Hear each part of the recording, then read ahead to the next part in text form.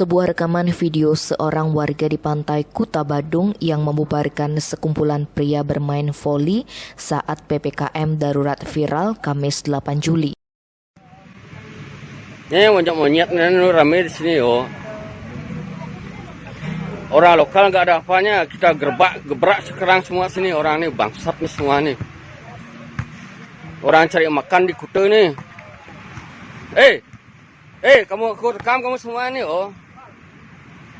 Cie boleh sih bang cie. Cie bang contoh cie nana. Boleh sih. Boleh sih. Nih bangsat nih semua nih oh. Ada PPKM ini tidak menghargai orang lokal nih, bangsat semua orang ini cari makan di Bali, di Kuta. Pulang kamu semua. Kamu udah tahu aturan nih, bangsat kamu. Tak usir kamu dari Kuta, pantai Kuta nih cari makan di sini ya, bangsat kamu ya.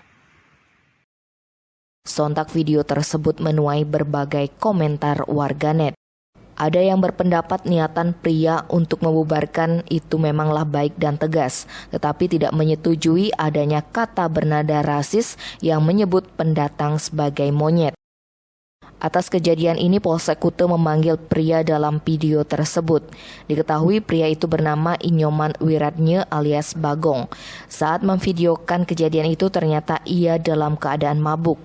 Kata Kapolsek Kuta Kompol Inyoman Gatre, Bagong berbuat seperti itu lantaran merasa terpanggil untuk menegur orang yang membandel menerobos masuk ke pantai. Padahal jalur masuk ke pantai sudah ditutup, tetapi masih ada sekelompok orang yang tidak disiplin.